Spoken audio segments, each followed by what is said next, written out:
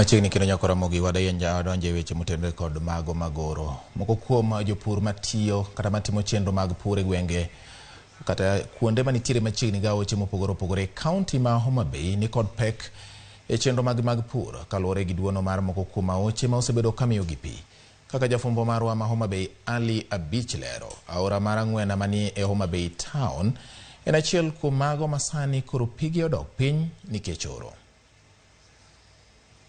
Oro ma osebedo ka dhi nyime pachoka omiyo thoth aoche mane jopiny yudo konyruok margi e yore mag pur kod pith jamni sani oduono kendo jopiny daso mana pi kowuok e aochego ma bende koro kelo pek ne jopur ma puothegi okiew gi aochego. Aora Ang'wena manie kar chund bura ma Homa Bay town pi rumo kendo jopur ma osebedo ka geno pi aorano sani koro neno pek.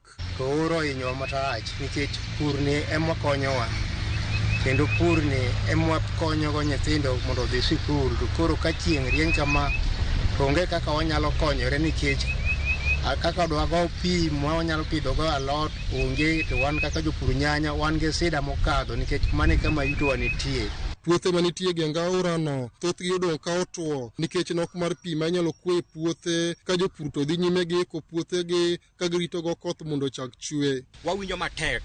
Omiyo wakwa sirikal, eka sirikal nyalo yie mondo konywa nikech mokwongo windmill nitiere mwalo ka. Do nyalo losonwa godo mondo ogonwa pi koa e nam. Alo machon pi ne nitie aora ka kendo nopong' ne wawinjo maber. To sani wawinjo molil. Pi oduono, talot be onge, kaka go pi be onge. Mene ma osebedo ka waro alode kod kothe mamoko mawuok e puothe manitie genga aorano bende ywago nengo ma oidho kaluwore kod nok mar pi. Adier mar Nyasaye, alot kineno mwawaro sani gi bei mwawarego, onge gima wayago kata minyalo yudo midhi konyori godo e ot gi nyithindo. Wan sani waloko ne weg puodho. Alot kata mana besen achiel e dho besen kama. Wuon puodho koni ni kionge gi rabuor to mani we alod, many ng'ama nigi rabuor mondo kaw. Rabuor ni e pap ma gimoro kata matin, kata alot monengo ichul 500, to koni ni mano rabuor ma kionge gi rabuor ni to en 1000. Kionge kode tiwawe alode. Kata kidhi korka nyanya onge, kidhi alot onge, kidhi kitungu onge, wawinjo matek nikech oro. Koro wakwayo ni mondo sirikal owinjwa, onya winjo ywakwa kata gavana marwa ma Homa Bay owinjwa nikech jomoko onge rabuorno. Ng'ato samoro wuotho gi 300 no ok nyalo miye alot nikech koro rabuor wuotho.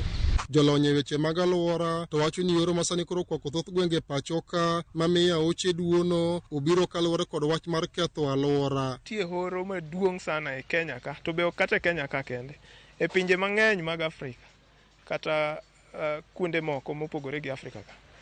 To ma biro nikech wach mar ketho alwora. Koro gima wasiko wacho pile, wach climate change ni osekelo tabu ahinya. Chieng' ka rieny mang'eny to pi lal in terms of gima kizungu luongo ni evapotranspiration. Oro masani okwako thoth gwenge ma pachoka kelo kibaji ne jopur kaachiel kod jopith jamni. Jopur sani koro dhi nyime kod chenro mar iko puothegi ka gin kod geno ni koth biro chwe machiegni mondo giyud resruok. Ali Abich, Ramogi TV, Homa Bay.